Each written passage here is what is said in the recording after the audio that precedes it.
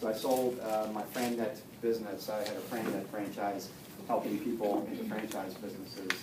So I sold that to Tony Wagner on April 1st. So I've been contracted with her over a 6-month period, which expires September 30th.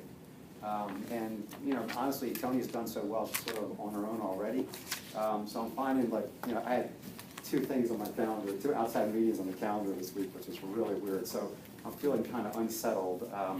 I do own a fitness business out in Scottsdale. I've got my home for sale right now, and I'm trying to get to Scottsdale. I've got 2 children, 2 grandchildren out there, and that's where we sort of want to be for the next part of our life. So we're trying to sort of execute that sort of semi-retirement plan, but I'm really getting worried that I don't have enough to do.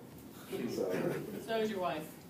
You're right, you know, she is, right. I need to get the household first. That's stressing around me. And then the fact that I'm just there is stress. So it's not, you know, it's not great. So, you know, for me, I don't know, might be around for a little bit. All depends when the house sells, might not. So if I don't see you all again, it's been an absolute pleasure to do this. Michael, thank you for the opportunity to do it.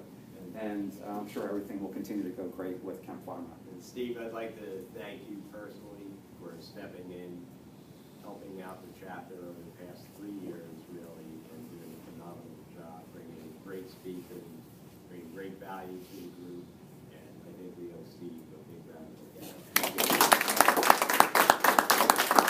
All right, enough of that business. So we'll introduce our speakers. So we're going to introduce Karen. So I'll do her bio first. So Karen is the author of Laser Sharp Career Focus, Pinpoint Your Purpose and Passion in 30 Days. She's founder of Epic Careering, a corporate consulting and career management firm specializing in executive branding and conscious culture, as well as JOMO Rising LLC, right? A workflow gamification company. That'd be interesting to learn what that is. That turns work into productive play. That sounds like fun. So with the bulk of her 20 years of professional experience, it's been in recruiting and employment. Her publications, presentations, and coaching also draw from experience in personal development, performance, broadcasting, marketing, and sales. So I will let Karen introduce her presentation, which is Creating Good Habits Around Transition Activity. Thank you. So welcome. Happy to be your finale. Good morning. Good morning. How are you? Great. Good. Just happy to meet some of you this morning. Talking about networking, right? So you mentioned that networking is hard. And you mentioned how it's challenging to fit in your schedule, especially in meetings like this that are during the day. From your experience, what makes networking hard? Believe it or not, I actually like it, so call me weird. But I would describe myself as an extrovert, and I enjoy meeting new people, and I kind of approach going to networking things saying, you know, let me try to meet 3 new people. So I kind of make it like a game for myself.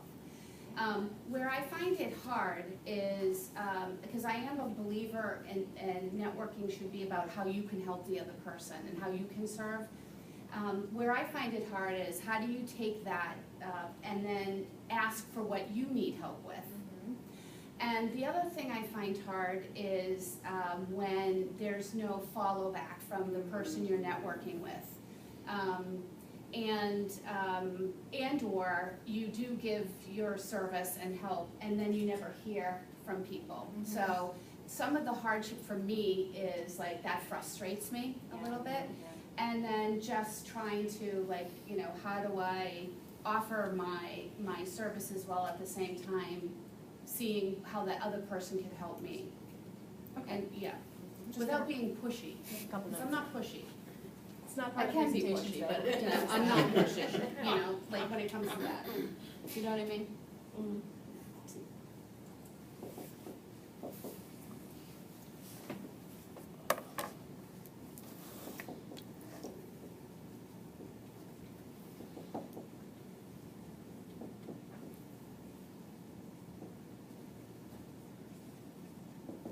Okay. We'll talk about that. Anybody else here find networking hard? Any other reasons? I'd like to play off of what she said. One of the things I recently came across was trying not to overextend yourself when you're offering help. I tend to do that. I love We will help. talk about that. Yeah.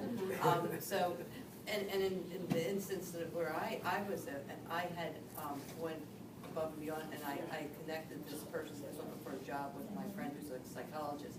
And in turn, she had asked her friend, who's an animal communicator, to just give me 5-10 minutes of her time, and I never got that, because that's one of my other passions. I race sled dogs, and I'm getting into animal communication, so. What's it? That's a very similar, that sounds, you remember when people tell you that you're sled dogs. So I feel like we've met before, probably. Anybody else? Why is networking so hard? What's that? When you're in a meeting, it's not so easy to go up and meet people you haven't met before, introduce yourself. And tell people who you are, asking about themselves. And I think it's easier for some people than other people. I think it's something you have to get over. How do you get over that? Do it. Just Maybe do it. it's- Just it's- do it, right? Gotta keep doing Does it get more comfortable the more you do it? Yeah. Why do you think that is? Well, I don't know if you get more comfortable when you do it. How do you do? Theoretically, you could, practically not always. You get a little more brave, maybe, the more you do it. Would that be accurate, you think? I think part of it, you have to force yourself to do it. Yeah. I'm a mix of introvert, extrovert, and I came to this because the topic looked interesting. And I knew I would meet people outside my comfort zone. Comfort zones. That's Comfort good- zone's a big thing. They are, right? What is interesting is I attended a networking event back in May. I had just applied for a company, and the guy that stood up said, I work for so-and-so. I approached him afterwards, gave him my card, gave him my elevator talk. And I had already applied for his company. That Monday, I heard back from the company. So I wrote back to him and said, hey, Marcus, thank you for making the copy. He said, Dave, I didn't do anything. I said, well, yes, you did. You gave me hope. And Hope. that's the biggest thing, is keeping hope. Say, yeah, just, Feels a lot better in job transition when you have hope, yeah. right? What gives you hope in a job transition? Activity. Activity, staying busy. Momentum. Positive activity. Yeah, Multiple things going Right. on at the same time, right? Right. Everything happens for a reason, and always, like, we might think it's something bad happening to you, Mm-hmm. but actually there are doors that have been opened, but we don't look at that side. So it's new opportunities always. Right, there's multiple things going on, that feels a lot better, because things happen. We talked about being in a 5th interview, and then realizing that the company forgot to put a major skill requirement in a job description. And that being a saving grace, but then you also spent your time in 5 job interviews, and so did they. I think another thing is, But one door closes, as long as you have other ones that potentially open, yeah.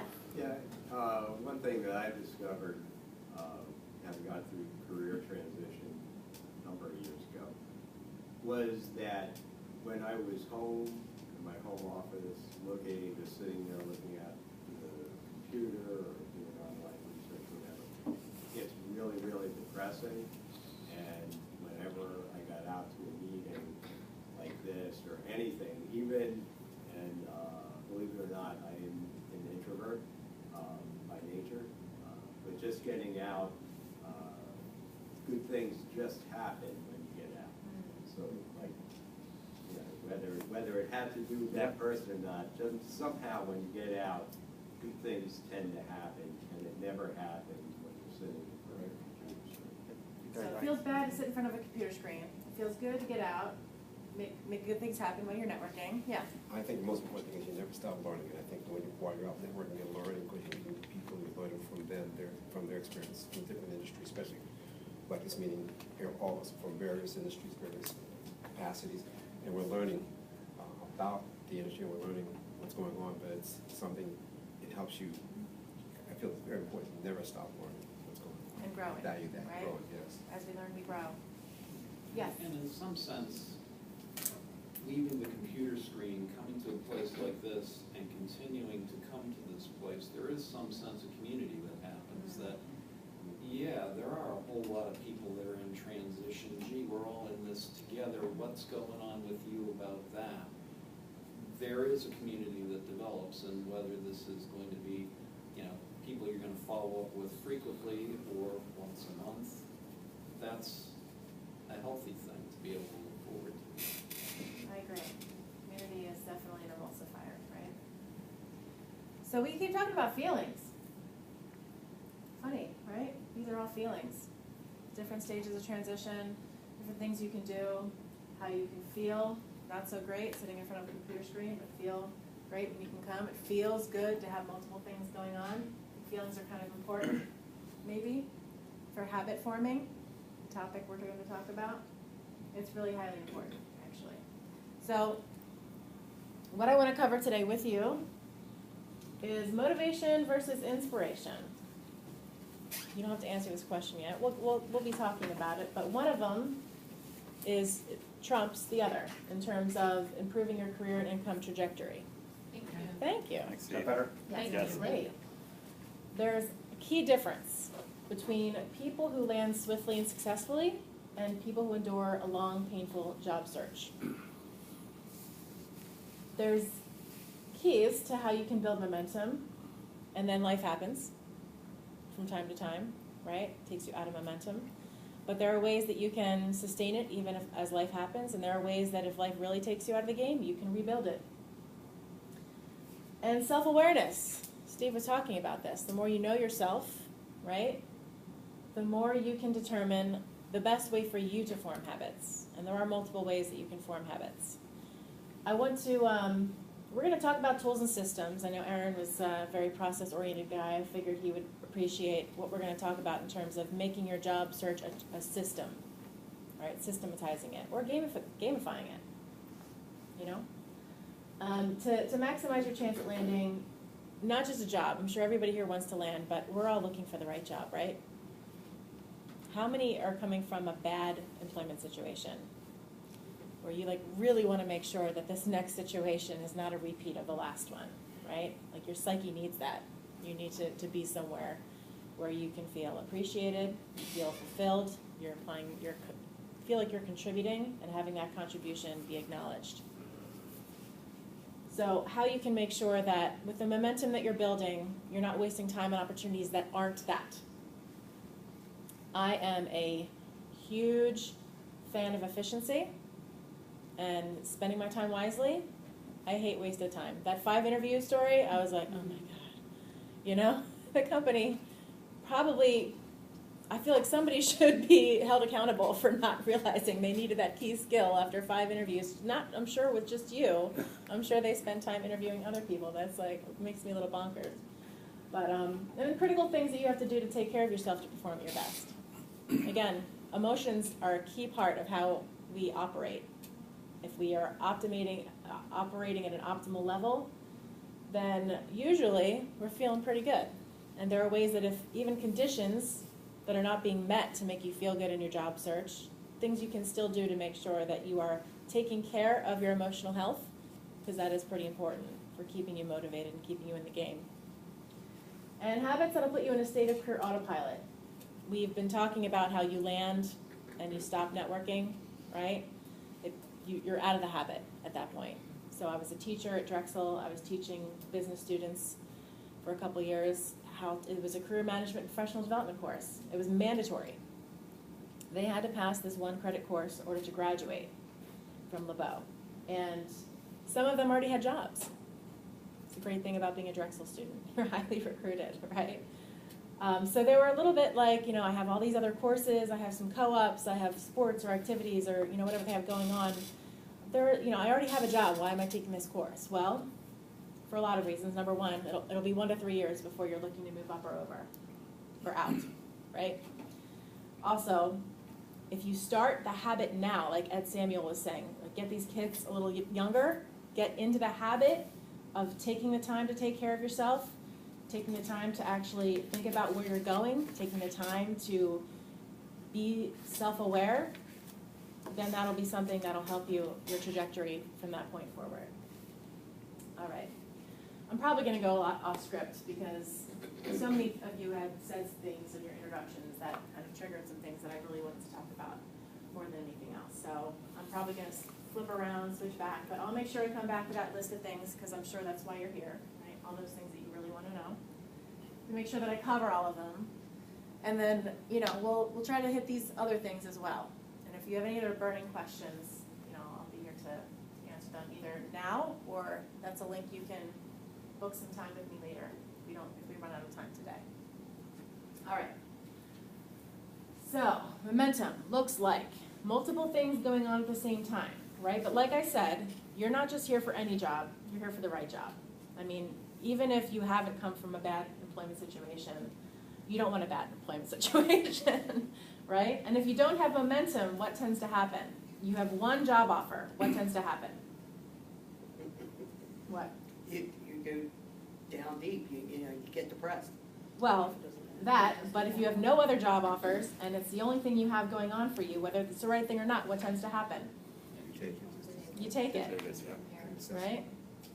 I mean, you have people depending on you to get a job.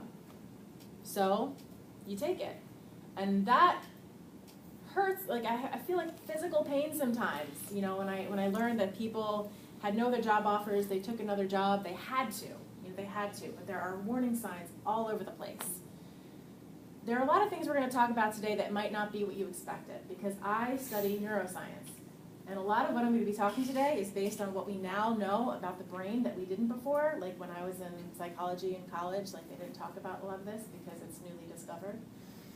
Or it wasn't newly discovered, it's just not really applied popularly today. So one thing that happens when you have stress and anxiety is that your decision-making center of your brain shuts down. Can you all relate to that? Being so stressed out that you can't make a good decision? I feel like that before I have coffee. And then my kids come up and they're like, Mom this, Mom that. And I'm like, no questions. Didn't get my coffee yet. It's totally true. Don't ask me anything. I didn't have my coffee yet. Right. So we have to maintain our emotional health. We have to maintain our mental health. And that there are tricks to that. There are things you can do physiologically to bring yourself into a state of more flow so that you can make better decisions for yourself. But it's challenging. I know it's challenging. I've been there where it's challenging. You know, where you have to make financial decisions for your family, but you have to make this decision. And it seems like there's no way. This is the decision you have to make. You have to take this because it's there, right? But is that a good decision? Do people wind up regretting those decisions sometimes? Yeah, too often. Too often. So the key to landing swiftly and successfully is generating momentum. And how we generate momentum is we have good habits around the activities. Now I'm going to cover the best practice of activities. I know you've probably come to a lot of these, seen a lot of speakers talk about the things that you should do, the best practices, how you should be spending your time, But if we're honest with ourselves, we can say we learned that, and then we go try to apply it maybe, but it doesn't seem to last. Does anybody have that experience? You try it, but it doesn't seem to be sustainable, or something happens, and you try it. Maybe it even works, but then you forgot. You're all here, and I commend you for networking. It is the #1 way to land a job, right? But sitting in front of the computer, like, what are you doing when you're sitting in front of the computer? Daydreaming. Daydreaming. I can spend about 5 minutes on whatever task I have, and then I have to just get up and do something else. Okay. So time in front of the computer in your job search. How many people feel like they spend too much time in front of the computer in their job search? Okay. What are you doing on the computer in your job search? You can just call out some answers. Researching companies, researching location, researching. Scrolling through Getting jobs distracted. that they said are perfect for you because of one keyword, and it's absolutely red herring. There's nothing at all. Okay. Research is a great way to use your computer, right? Go ahead. Getting distracted. Getting distracted. Yeah. That's really easy, especially Yeah. with all these red alert buttons from your social media. I mean, you're on LinkedIn, you're there to be productive. You have a mission, right? You're like, I have this company, it looked really interesting. We go to LinkedIn, try to find some contacts in the company. Then you get that red notification, and you just want to go see what that is. And sometimes it's helpful, and sometimes it's really just a time waster. You get sucked into, LinkedIn was such a streamlined media at one time, and now it's, there's more valuable content, but there's also a lot of not valuable content on LinkedIn now. Can anybody agree with that? So, easily distracted. So there are ways that you can minimize distractions, keep yourself focused, all having to do with knowing your brain. Now, the first thing that you have to know is why you're not following the best practices more consistently. So consistency is pretty key to forming habits, right? I mean, do you think that it's possible to form a habit without consistency? Can't be, you have to be consistently doing something to become a habit. That's pretty much how habits are formed, right? With consistent, repeated, repetition, right? Yes. So, I'm going to share with you some tools and systems that you can use, but I'm also going to be talking about things that you can do in the moment to bring yourself into a state of focus. How many people think focus is kind of important? I mean, you all delivered 30-second, maybe 60-second commercials, and you were pretty efficient with that time. You got across what you needed to. So your experience is doing this, right? You kind of know the drill at this point. You know what you're supposed to say, how you're going to get across the skills that will clue people into what you're going to do, how you're going to land, how you're going to add value, all right? That's because you've done it before. Anybody here for the first time delivering their little 30-second, 60-second commercial? Really? Oh, good. You did pretty well. Thank you. That's good. And then there's the honing and refining, right? So just high level, this is not part of the presentation, but just high level like learning process, right? You're unconsciously incompetent, meaning there's a blind spot there. There's something that's going on that is maybe keeping you from reaching a new level of productivity in your job search or in your job or in anything in life, and you don't know what that is. It's a blind spot. That's why there's coaches to help you see those blind spots. But there's also things that you can do to raise your own awareness of that, okay? Mindfulness, who's heard that term? Mindfulness. What do you think of when you think of mindfulness? Being in the moment. Like being present in the moment. What are you aware of when you're mindful? Yes? Just the activity you need to be doing and doing it properly. Okay. Yep. Or you might be aware of the other people around you better. Yeah. Or what, more open to hearing what people are saying. Now, we've talked about how you're in your job, you have your head down, you're doing your job, and maybe you don't even have time for self-care or networking or things like that.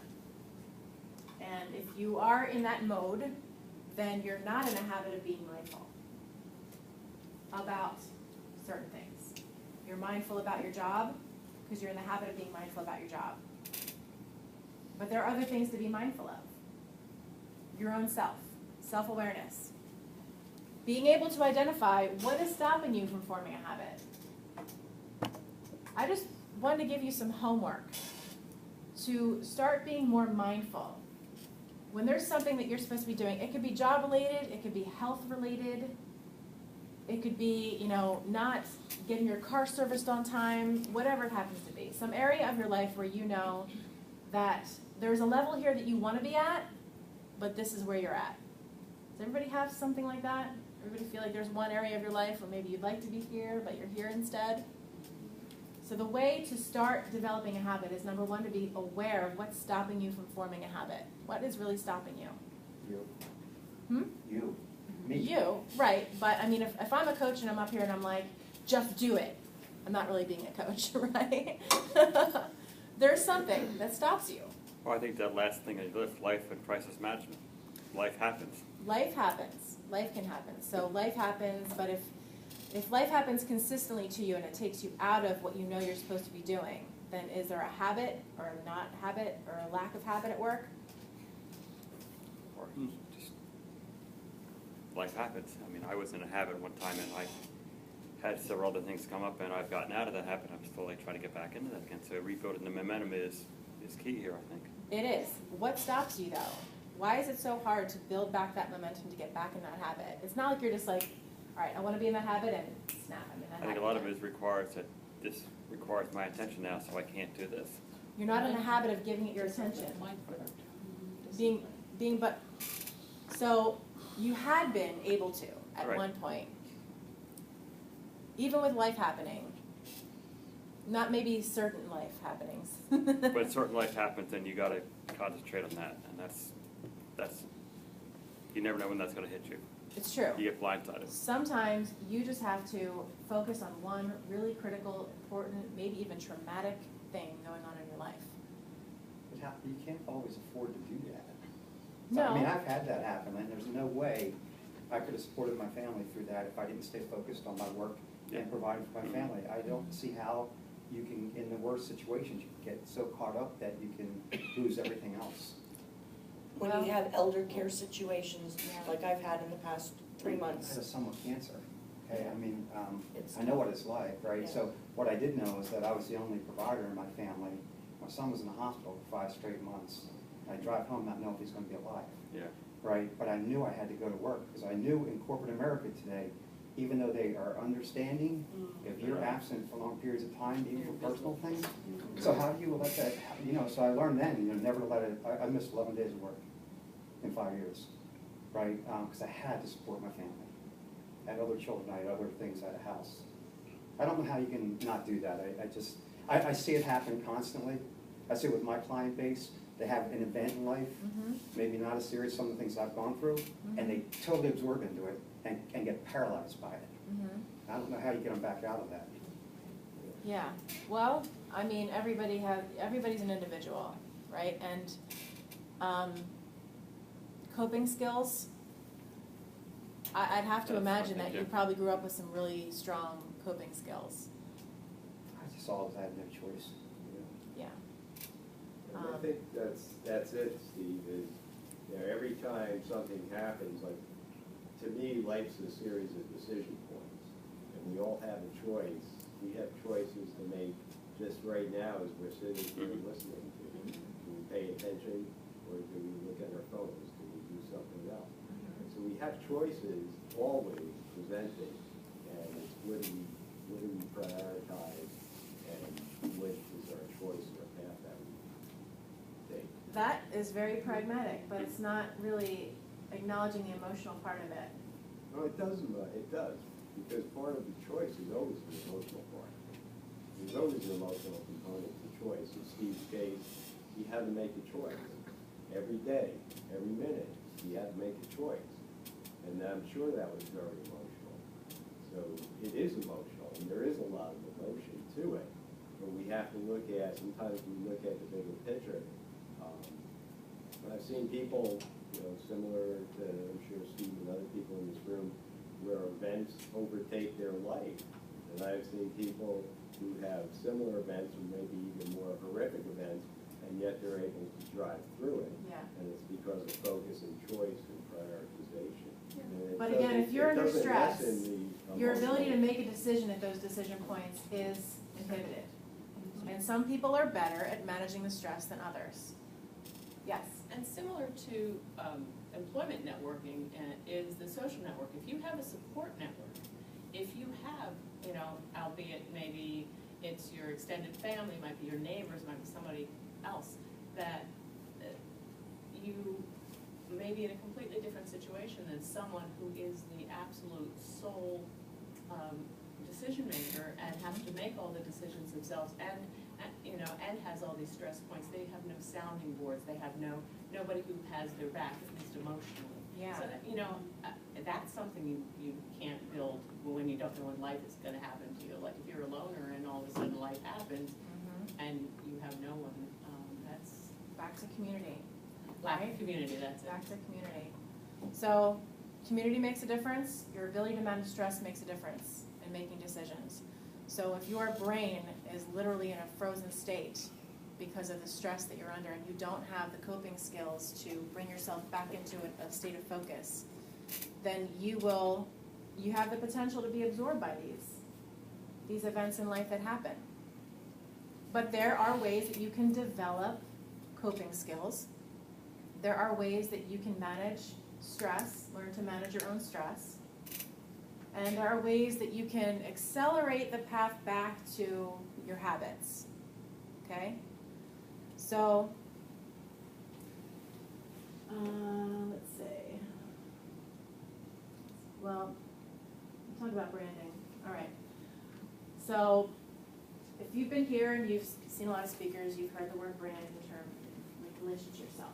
You have a brand. It's really just your reputation. It's what inspires other people to want to give you opportunities, introductions, interviews, things like that, right? So around branding and habits, there's the activity that you have to be doing consistently, but if you're doing the wrong action or you're doing it without the right foundation, then the results that you're going to get are not going to reinforce the actions and make it a habit, okay? So if you're actively networking, but what you're saying to people isn't getting across your unique value and how you provide optimal outcomes for who you're ultimately going to work for, then your activities aren't going to produce the kind of results that produce momentum. And therefore, networking might not feel as good. If you don't know how to talk about yourself in networking situations, then you might go out and do it, but if you don't get those 3 people to carry on a conversation outside of the meeting, really, because you're here, but the momentum happens outside of this room. It's how we all follow up with each other, right? It's the one-on-ones that you might have with people outside of this room or connecting past this room. Same social media. You could be connecting with a whole bunch of people on social media, but if there's not a real connection, if you're not building real rapport, if you're not keeping each other accountable for following up on something, then that activity tends to not produce a lot of results. And that's where the frustration comes in. People don't follow up, and that feels bad, and so you'll do it anyway because you have to. But even in doing it, if you do something with a state of flow, where you are positive and you're feeling good, there is an impact on the other person. Did you know anxiety is actually contagious? Like yawning. There was an experiment that I heard Sean Youre talk about where there are people waiting for a plane in an airport, and somebody starts tapping their foot, looking at their watch impatiently, and then soon enough, everybody's doing the same thing. So if you're out networking, and instead of being in your state of flow and you're putting your best self forward, then the networking activities that you're going to do are not going to produce the optimal results. So again, mindfulness around your state of mind when you do it, and how to manipulate your state of mind, not in a bad way, but when things are going on in life and you really have to keep operating, making sure that you know how to get yourself back into a state where you can put your best foot forward. You'll have to do that in interviews. How many people have been to an interview and just things are falling apart, but yet you still have to perform. You still have to perform in that interview. You've been there. You're not in your head, Steve. Well, I'm in a different situation, and I'm at the other end of the spectrum right now, doing executive recruiting. Yeah. But through my career, I've surprised myself. I had 6 or 7 different jobs. 1 year, and then 2 years, and 6 years, 2 years, and 20 years. Mm-hmm. So I've been through that whole process, the interview process, and you really have to put your best foot forward. You never quite know what's going to turn out when you go into that interview process. A lot of it, everybody's okay. A lot of it's your personality. You get in there, hopefully you have the skill set, no matter how you relate individually you're interviewing with. I think that has a lot to do with it, especially in today's environment, where they want to find out if you're going to meld into the organization. And those of you who have recently been working, even that doesn't help sometimes. You've had some really good companies you work with, and all of a sudden they decide to change directions, and there you are. You're an excellent, you performed beautifully over the years, you've had great recommendations, and all of a sudden you're out. So how do you build on that?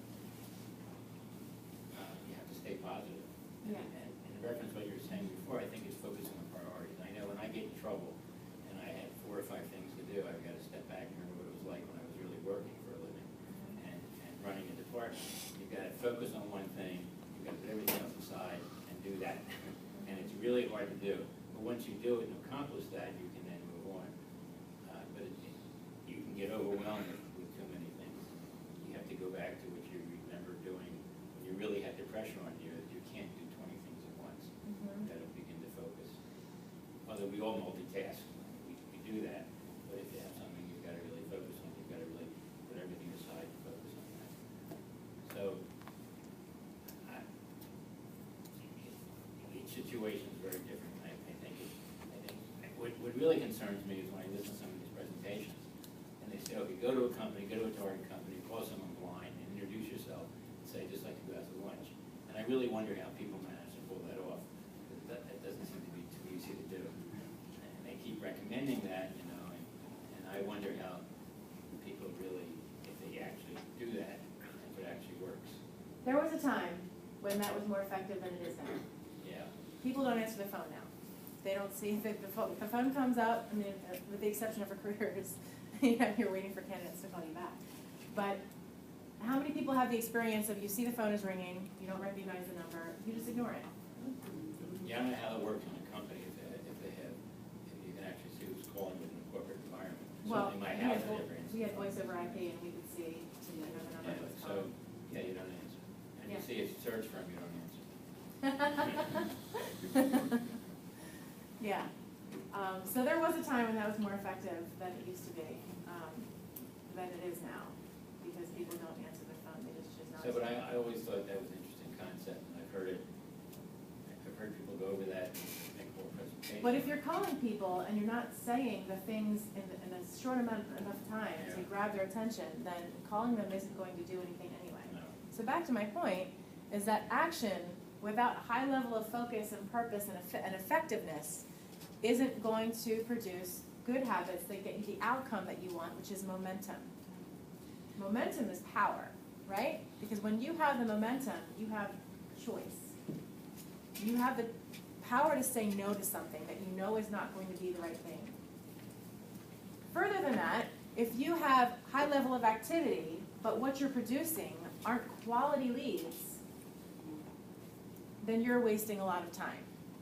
And even in transition, time is still a finite resource that needs to be utilized. How many people here in transition have been roped into like helping out, not really,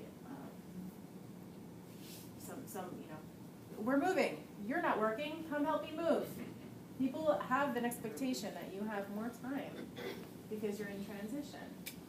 But actually, without an income, or even with a smaller income than maybe you're used to, your time needs to be protected, right? Yes. So I want you all to understand that branding is critically important. You need the self-awareness, back to self-awareness, about what it is that you bring to the table that is unique to other people pursuing similar jobs as you. And that's not just skills and qualifications, okay? That could be the way you think about a problem, could be some unique experiences you've had, going to Brazil, doing mission work, could be, you know, just that you have this talent or skill that's a unique find. And maybe you don't even know it's unique. Maybe you just think like, this, I've always done it this way. But you have to be able to pinpoint the things that make you unique and be able to articulate that. That's a whole different topic. I'm sure Lynn has, somebody's coming up talking about storytelling. Is that it? Storytelling, John Hadley. So maybe that'll be a topic that you can learn more about, you know, how to not just identify what's unique about you, but how to tell it in a story in different venues. So your resume is a document that tells a story. Just tells a story in a very concise, awkward way. Because it has to be reader-friendly and concise, right? LinkedIn, another venue where it's your ability to tell a story to people who may not know your story, or who have your resume but want a little bit more of the backstory of who you are. Networking conversations are still you being able to tell stories. The more compelling of a storyteller you are, is that you talking about in persuasive communication? Yep. Yeah. Then the better outcomes you're going to do. So I want you to, before we talk about actual habits and activity, I just want to make sure that I'm building a foundation that's strong, because I want you to get the outcomes that you want out of your activity, right? That's key. and we'll talk about systems, and, all right, so now knowing your tendencies, performance, okay. So just a little bit about different systems that you can use in terms of your activities, all right? Who has heard of Gary Vaynerchuk? Ben has. Okay. Gary All right. Vee? He's Gary Vee.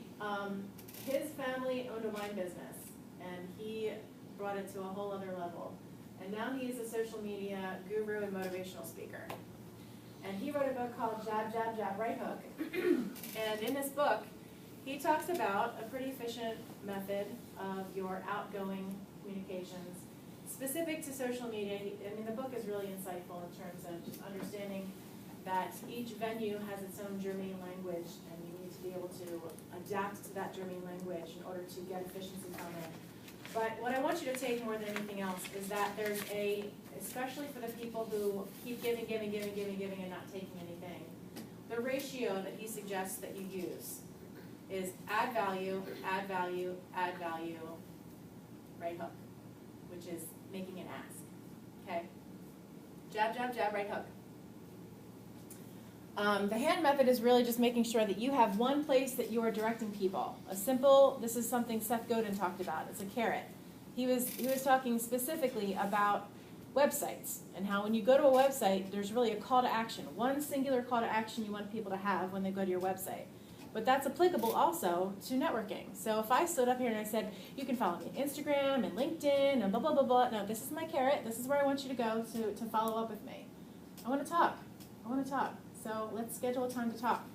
That's my carrot. One thing. But then you can use all these other things to direct people to the one thing.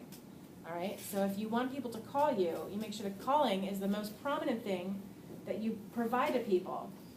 And then you have all these, maybe 3 or 4 other primary things, because social media is a little overwhelming. Who feels like there's way too many social media platforms out there? All right? And so we're talking about, other outlets that you can use, like LinkedIn. Facebook is a tool that can be utilized. Twitter, I know I've had so many clients who literally said Twitter is stupid. I have one client who's now blowing up Twitter, and he has gotten so many opportunities because of Twitter. And I was a skeptic when Twitter first came out too, but then 2 of my mentors, and well, three people that I had a meeting with, probably a lot of them, Eric Kramer, if you've heard that name, and Ford Myers and Joe Stubblebine were in a meeting, and Joe Stubblebine, who owned Job Circle, now, well, that's not Beyond anymore. I forget what Beyond became, but anyway, he was a job board. He built and ran and sold, and he was like, I just made a $40,000 deal on Twitter. I was like, oh. Okay, well, I guess there are opportunities out there on Twitter. It's not just celebrities, sharing pictures of food with their cats or things like that. So I experimented with it, and that's really just experiment. Like before you create a system for what you're going to do consistently, try some things. Experiment.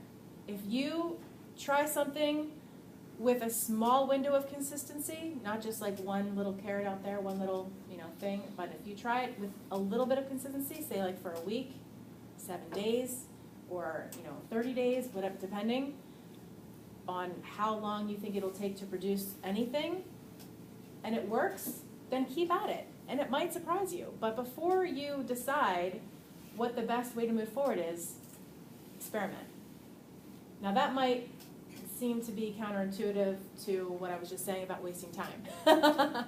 Because, again, if people didn't have an open mind to Twitter, opportunities would be lost, right? Has anybody here had a talk on Twitter on how it can be utilized? Yes. Yes? Mm-hmm. So, did you try it?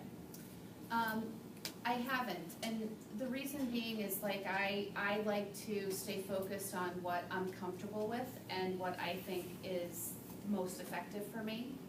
And I know myself and know that things like that can distract me tremendously. And so that's why I choose not to use that. Plus, I think I wasn't ready to say how Twitter could help enhance my brand, and I want to be very careful as to how I, market myself. So that's So you didn't why. try it at all? I've read stuff, but I haven't used it to like send stuff out. Okay. And for me, it's only because I can get sucked into those things very easily, and I know that about myself, and so I don't wanna have that noise in my life at this point in my life, so I eliminate it from my life. And I'm okay with that, by the things I might be missing from it, by the Okay. way. Great, not gonna convince you Yeah. of anything Yeah. that you're not comfortable with. I would say that, knowing that these things distract you, if it made a difference, you could learn how to not let them distract you. That's a possibility too. It's something you're capable of learning. Mhm. You know, it's really interesting. Over the last year, I've been playing around with YouTube. So, like for instance, how do you make a sunny side up turned over so you don't? So I learned if you actually take 2 eggs and separate them instead of putting them together and then flip them over, it's much better than putting 2 eggs in a thing and then putting both in. So I went to Twitter. I went to YouTube. And said, how do you use Twitter? Anything you want to know about how to use Twitter is here. Sure. From beginner to middle to Yeah. end. And probably a lot of things that we're trying to learn are here. True. Like I pretend like I go, hey, it's me, Amy, because I play golf, you know, she's really good at it. Yeah. So if you want to use Twitter, I just looked at all the things you can do. This is probably not a bad place to start. I think I will do a few things too. And the videos are usually pretty short, so you're not wasting a lot of time. Right, You they're know, relatively, learning something that you may not ever use. And for beginners or middle, and how to use it for various things. Anyway, how to Twitter. I use YouTube to change my air filter in my car. Yeah. Yeah. Yeah, and there's a lot of interesting How do you make a things. stir fry on YouTube? You know, it's really good stuff. Yeah, yeah. A lot of good information on YouTube. Yeah. All right. Another thing that we want to make sure that we do is, in making best use of our time, is doing the massive action things. You know, the things that might be out of our comfort zone, but we know are going to produce the best results. And the more we get better results from them, the more that will reinforce them for us too. And I think everybody in this room has already echoed that they're being proactive about their job search, not just reactive, and reactive in a job search looks like looking online, seeing a job and applying for it. Or getting a job lead even from your network and responding to it, as opposed to having a target company list, right, going out and pursuing it and finding a sponsor, that's plan A. Find a sponsor, internal sponsor who can recommend you. Plan B is to go direct, not necessarily by phone, but by highly effective cover letters, and which are, you know, physically mailed, but emailed, and in order to do that, you need to find the individual's email address, which there are tricks for. I probably have a video on YouTube about how to find somebody's individual email I have address. a question for you. Mhm. I'm looking at it from the HR side. I do recruiting and I work as a contract recruiter. And a lot of the corporations have regulations and that, you know, how you, if you apply to a position, or have you reach out to somebody on, you know, that's not in the HR. They have a lot of restrictions, like I was mentioning with Lockheed, they don't want you to give people false hope, even when it's a GSK. Mm-hmm. You weren't even allowed to take a resume because they feel that they, you know, the person feel you're gonna champion them, and they didn't want you to get false hope, and they had a lot of restrictions, so, and I found that you had to be very careful, depending upon what organization I was working as a contractor, on what their protocol was, so, and I know that when we mentioned, like, the cover letter, we mentioned about sending emails. How can we circumnavigate these organizations, you know, being mindful of their protocols, for us, like you said, short of making a phone call to someone, introducing yourself, making maybe a 30-second presentation, to get in, because a lot of people are surprised, if you're not aware of that, and you're doing all this, a lot of them are afraid to touch anything you send, because they can be fired if they don't follow the HR protocol. You know, how they should be. I recommend compliance with HR Right. procedures. Right, but I guess that's why, when you're mentioning that, because that's one thing I saw, even as a contractor, I had to be mindful of each and every protocol, or rule of how to protocol. Even with Lockheed, they didn't want anybody to give, you know, if you take somebody's resume, they felt you were giving somebody special consideration, and they didn't want it, they were concerned about how they might be viewed by the government. If it was GSK, they didn't want you to get the false impression that you were gonna champion, then maybe they had a job fair. I wasn't allowed, if we did Yeah. something with, the Shimba, you weren't even allowed to take a resume, submit it, I'm not, but there was so many protocols and it was, so I guess we have to be mindful of that there's a lot of protocols, and how do we circumnavigate through those waters without, That is, I know Lynn wants to Some talk of about. you, sometimes you can't. I'll give you an example. I have somebody who's in HR at SAP. It's a German-owned company, and they said they can't take resumes and submit them anywhere to other people because of GDPR. Mhm. So it depends, it all depends on what the company is. Yeah, so I guess, how do we become aware of, I guess short of, go ahead, you were gonna. This is why you have information meetings, right? It's not always about a job, it's to understand what the protocols are Right. of different companies, so that you don't shoot yourself in the foot and waste your time. So, and I was gonna go back to, where if you make a phone call to someone and say, I was asked, what is the proper protocol?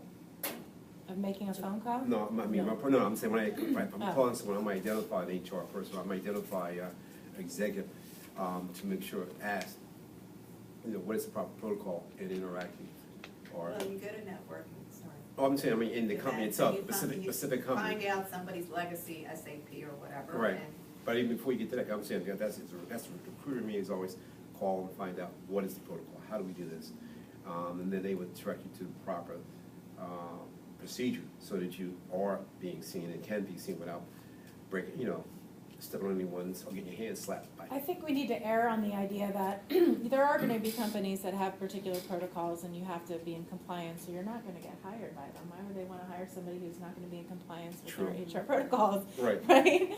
But I'm It's saying, like, and that, woo, and big that, red what flag. you can mention about the phone call, and that's right, so sometimes I find the phone call may be an avenue to explore.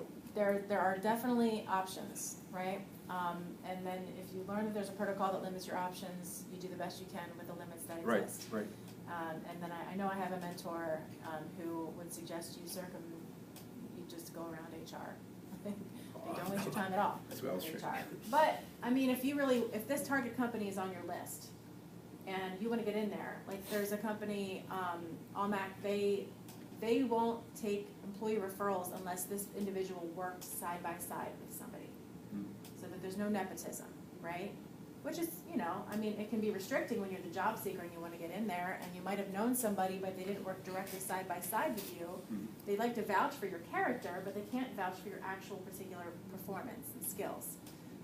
That's restricting, but then you have to kind of be like, well, they might have had a problem with nepotism, or, that's avoided by all this, and that's just, sometimes you have to just appreciate that these protocols are in place to avoid potential problems and do what you can to navigate. But the direct emails so if you can't identify through a networking meeting what the protocols are, err on the side that you can go directly. And if somebody tells you otherwise, then you find another way. Right. Right? Well, they might be able to give you guidance on how to, Right. sometimes what you're doing, I'm trying to use that as a way of identifying the proper protocol Yeah. to submit or go through without. And somebody might get back to you and just say, you have to apply. You have to apply online, get in the system. But the reason why I say don't do that first is especially because there's employee referral bonus programs. And if you go directly, that can negate employee referrals. Right. There are companies that realize that their employees are their greatest assets of potential talent, So you wanna give people, it's like giving people the chance. Giving employees a chance to earn money by referring you. Right, right. And then making sure they understand that, their social capital and professional capital that they've gained and their brand is you're gonna make them look good, pretty much, by being somebody that's referred to. So that's your onus, is to make sure that they understand that they're not just doing you a favor, that by making the introduction, it's going to make them look good, right?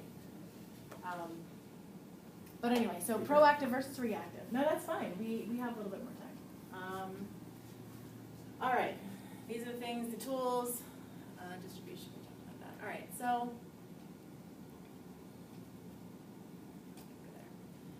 All these things that you can use, basically what I want to get across is when you have all these options for what you're going to spend your time on, number one is experiment, okay? stretch your comfort zone a little bit, because you never know when something's gonna really work highly effectively for you.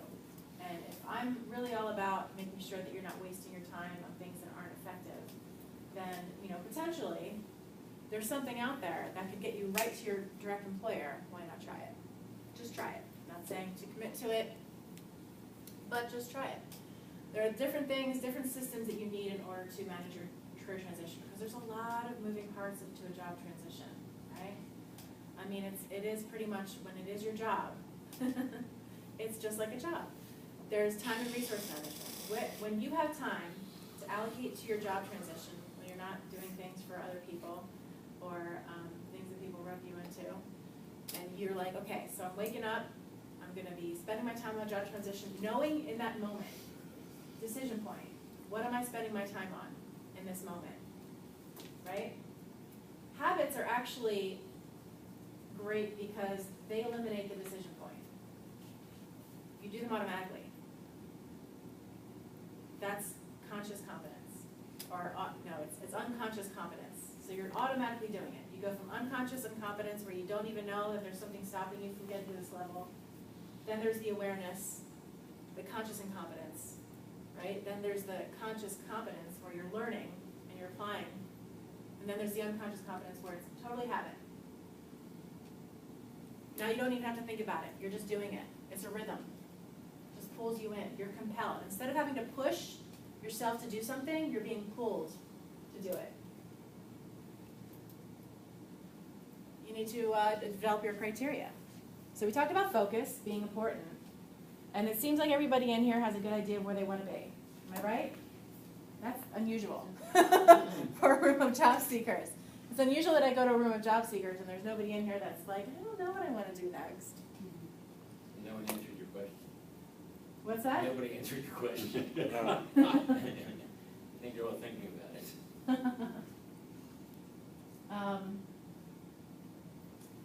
So you have to be clear about what you want, and you have to also be clear about who wants you. Because if you're going for, it's like, this is why we brand ourselves too. Because if you're branding yourself to a wide audience of people, in that wide audience of people are going to be people that ultimately are not going to be a match. If we can narrow that audience, I know that's an emotional thing. You know, it can feel constricting, and there is a sense of fear and discomfort around saying, wait, am I narrowing my opportunities by narrowing my audience?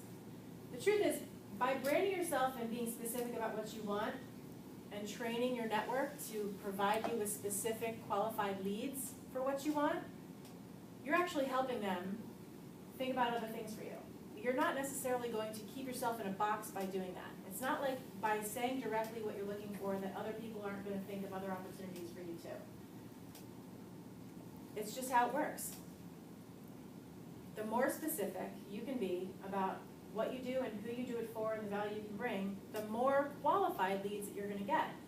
And when you're in a midst of momentum with qualified opportunities, quality opportunities, then the things that fall apart can hurt a little bit more because you realize that they're a really true match for you, but you have momentum. So you have other things too. And you know you didn't waste your time. Having been a recruiter, I know that I keep in touch with how people feel about recruiters. And I know that one of the things that I see constantly talked about online from people who complain about their experience with recruiters is that they get calls or emails about things that have no relevance to their experience. Does anybody have that experience? Mm-hmm. And sometimes, if you don't have that momentum, you might entertain one of those things. That's timely. Yes? Yeah, I think that's actually a good use of groups like this too, because not all recruiters are the same. And if you're targeted, and you find people who work in those companies, maybe in hiring positions, you could actually find the recruiters who were more specific to that company or really knew that company, not just people who say they do. Yep. That's a good use of networking and research. Right. You can be very targeted and proactive.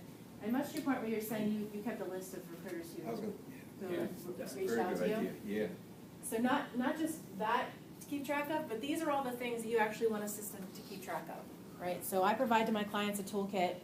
It's a spreadsheet because people know how to use spreadsheets. So it's not pretty. I mean, it's color-coded and it's gamified, so people understand when they're on track with their activities. But they also send that to me so I can give them feedback on that, and it's pre-populated. These are the things that I know from my experience are the most productive resources of your time, so that when they wake up in the morning and they need to spend their time in the job transition, they have a key on how many hours they should allocate to this resource per week as a goal, how many hours they should allocate to this resource on a goal, and then they track it. Because what you track, you measure, and what you measure, you can improve, right? Over some time, and it doesn't have to take a lot of time, it could take 3 weeks of time, but over time, you get to know what's really working and what's really not working. And if you don't have that visual representation of your time and what's happening with your time, then you don't have the self-awareness to say what is really the most effective opportunities for you. Okay? So I think I have an image on my website of what that toolkit actually looks like, but it's literally 4 sheets on a spreadsheet. The first one is the pre-populated time and resource management tool. If somebody's fully in transition, their goal is to invest 40 hours per week. But it really isn't about the quantity of time that they put into it. Because I like to work smart. I have 2 kids at home. You know, like I have windows of time that I gotta get stuff done in, and I need to be uber efficient in that time. So I want to make sure I'm putting my time to the resources that are going to produce the best results for me. Even if it's not 40 hours, even if it's 4 hours, you're still putting your time into the resources that are going to help you sustain momentum. Maybe it won't help you build momentum, but you'll at least be able to sustain momentum. I have had a lot of clients where life happens in the middle of it, but if they can put just 2 hours into their job search that week, and they're putting the 2 hours of that job search week into resources that produce results for them, then they're able to keep up the momentum that enables them to land in the time they still want to land in. Target company identification and research. Keeping track of not just the companies that you're targeting, but how strong of a match to your criteria are they? If all of us coaches are saying, you should be keeping a target company list and you should be spending your time proactively trying to get into those companies, then you have to also keep track of what you learn about those companies that might indicate to you whether they're a good investment of your time to even pursue in the first place, right? So you have to keep a list of your criteria, like a literal list of criteria. Now the spreadsheet is pre-populated with criteria in different category with little drop-down menus so you can go through and select your criteria. But I recommend that you really focus on a list of 25 to 50 criteria for your next job, and from the kind of boss you want, the reporting style, the kind of the people you want to report to you, the responsibilities that you want, the commute that you want. Just really let yourself go. Like really visualize it. Here's another reason why you should do that. Because the more you expect the outcome that you want, and the more you think about the outcome that you want, the more motivated you're going to be to do the activities. That pulls you. So I know that there's we have to be realistic, blah, blah, blah. This is an exercise where you can just not be realistic, okay? Because you're not tied to it. It's not like I'm saying you have to get a job that meets all of these unrealistic criteria. But allow yourself to really be like, I'd really love it if they had a Starbucks on site, or just really just let yourself kind of go and pull that, because sometimes you'll find that one criteria that just is so juicy, it's just so that's really what I want, that gives you a starting point to identify new target companies.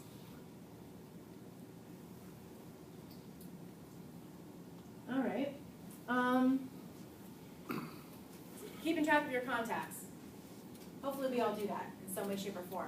But also keeping track of things that you learn about the people in those conversations. So one place you can put your notes about people, like learning how many kids they have. I learned Dave has a 17-year-old and a 20-year-old, so I put that on there, right? And then how you've reached out to people. So if you've made attempts to reach out to somebody, what venues have you used? How many times have you done it? Ed Samuel, who I worked with at CCI, would say 5 is the magic number. Make 5 attempts to reach out to them. And when you call, you don't always leave a voicemail. You leave one voicemail. And then we might leave the last voicemail, this is the last time I'm going to try. Right? But if you're not keeping track of all the different ways that you reach out to somebody, whether it's email or phone call. What if you find out they have a Twitter account and they're active on Twitter? What if you find out that, what you're looking for, this company, this executive, they're very active on Twitter? Then you'd want to know that you didn't try Twitter or you did try Twitter, right? Okay. Yes. All right, so you have to find that out. This is a sample schedule, because you do have to keep track of your days, right? So I recommend Sunday night, take a look at your schedule, and actually fill in from your activities and all the things you have to do, block it off. It looks restricting and it may feel rigid, but it's actually freedom, because what else you can put in these blocks are time for you. Time for you, especially if your time winds up being taken by somebody else. Okay? Another level up to this could be, you could actually create a key and say, instead of calling this a call blast, I forgot if I touched that. It does stuff, right? So instead of calling it a call blast, where you're just like following up with people, you already have their phone number perhaps. Maybe you're not calling cold, but you're calling people that you've already spoken with, or you're following up with recruiters you've spoken with. Maybe instead of calling that call blast, you're going to call that block nurturing my network, or nurturing my garden, or harvesting my garden, or something that really appeals to you, something that makes that time appealing. Yes?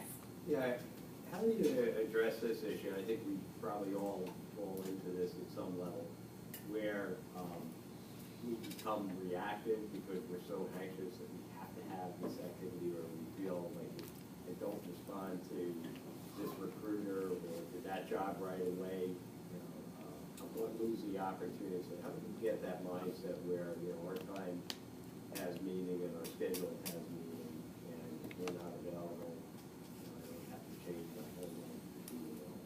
Timers. Literally feeling like you're being timed and this is the only time you have for this activity, so you're going to be inclined to not do anything else during that time. You set a little timer. And you just psychologically, that timer is there to make sure that you're only doing this. I do this for social media because I get distracted by social media too. I do. Those little red notification buttons, I'm like, ooh, who contacted me? Or what did my network post? Who responded to my post?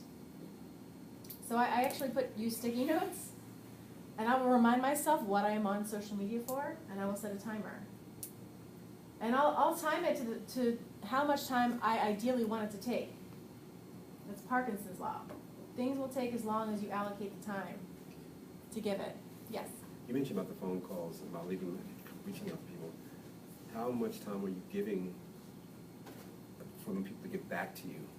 Because sometimes you might have people traveling, and I know a lot of people in key positions, they're not by their phone enough, they may not be by their laptop and their office phone, so you may only have the office number at that time. If I reach out to somebody, I'll give them a week before I try again. Use probably some other medium. So a lot of people are texting now. So when I leave a message for somebody, I'm going to be like, hey, in case it's more convenient for you, if you just want to set up a time that works for us, why don't you text me back?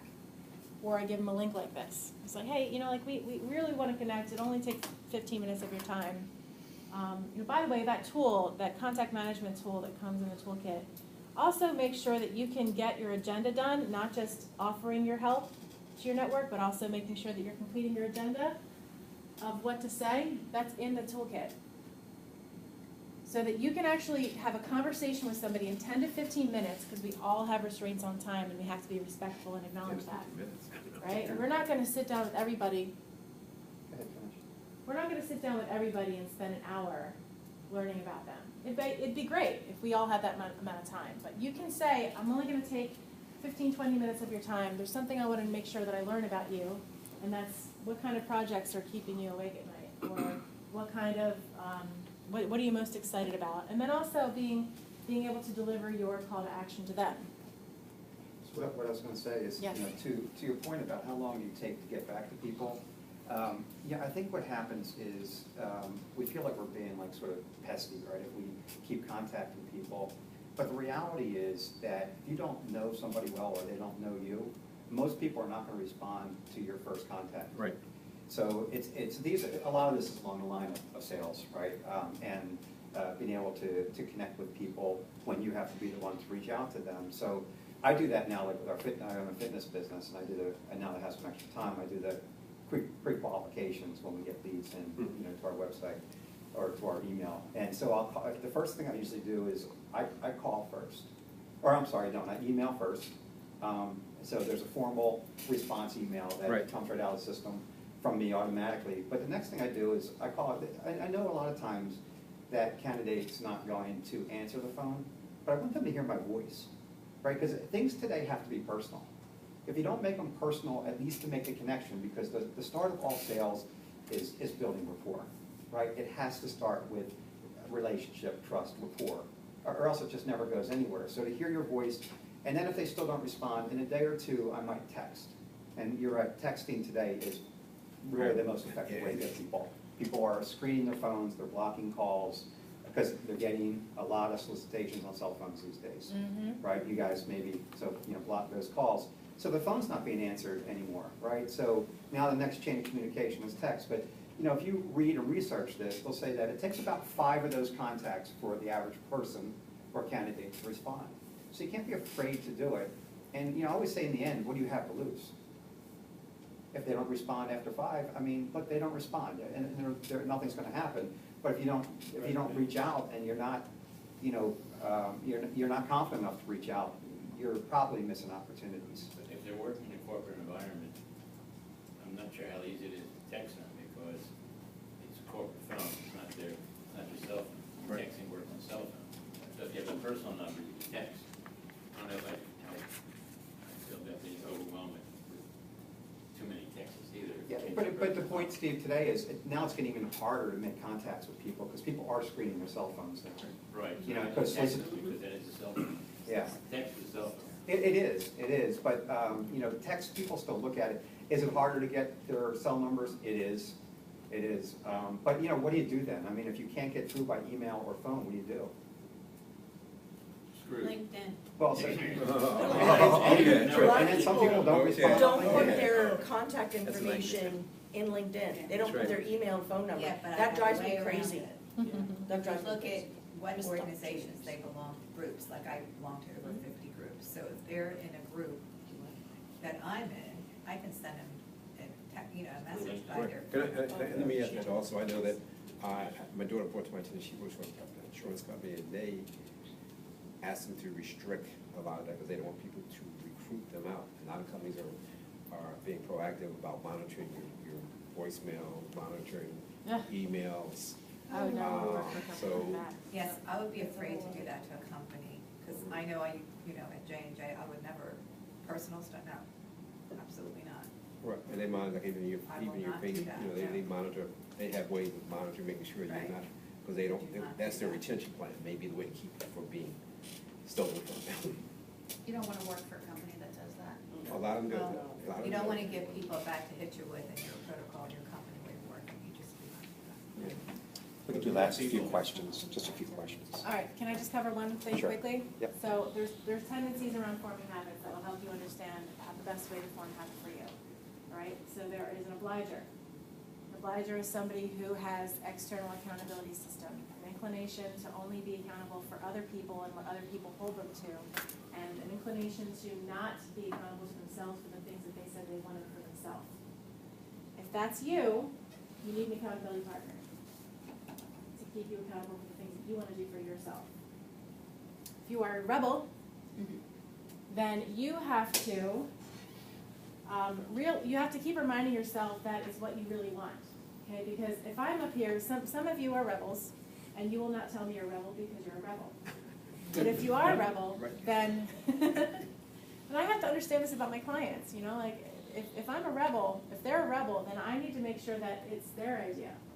That it's what they're up to. This is ultimately what they want, because they will sabotage themselves just to make sure that I don't think I'm in control of them somehow.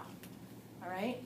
So if you are a rebel, then you need to keep reminding yourself of what you ultimately want. What the outcome is, that's you. You're the one who gets the benefit from that. Okay? If you are a questioner, which I am, then you need to know why. You need to understand how it works. It needs to make sense to you before you will take any action. In that case, there's going to be some things that I explained to you today that you might forget, and you might not want to do them anymore because you forgot why you're doing them in the first place. But you do need, so like for instance, if you are a questioner and you have fitness goals, and you read a book about, some system you can follow for fitness and nutrition, you might need to reread that book after a while. Because you might be, if you're not in the habit, and it's not like a pull, even if you are in the habit but life throws you off, you need to make sure that you re-understand why you did that in the first place. So go back to the facts, the data, the knowledge, why was it that was, why did that make sense to me in the first place? If you are, I forget, upholder, then you have very little problems forming habits. You probably have very little problems being functional in your business life and being functional in your private life, because that's your tendency. Like this is what you knew you wanted for yourself, and so you said so, and you're going to do it. And this is what other people told you that they wanted from you, and you're going to do it. If you are an obliger, there is a very real risk that you could suffer from burnout. So you really, really, really need to take care of yourself big time. Because if you suffer from burnout, then you're incapacitated from dealing with life. Okay? So, also, just make sure what you're going for is something you really, really want. You need to make sure that what you're waking up for every day really lights your fire. Good. Any questions? No, I just have a comment about the 5 interviews. Some companies, especially publicly held, they already have a candidate, but they'll go out to the market and they'll document it, talk to 4 other people. And I've been in that situation so often, so that it's just, and you can recognize it. And sometimes they waste your time and make you drive 3.5 hours to go somewhere. And they already have somebody and your paperwork. So you have to understand that and not get too frustrated by it. That would be, is everybody checking Glassdoor? Or using Glassdoor even to share information for other job seekers' sake? Well, I've been through it so many times. But they have to legally show that I talked to John Doe, Mary Smith, and Karen who knows what, and that, that we documented that we did do that. But oh, by the way, we're picking whoever they pick. Yeah, I know that does happen. Yeah, I'm going But through if that you're not gonna situation now. try, you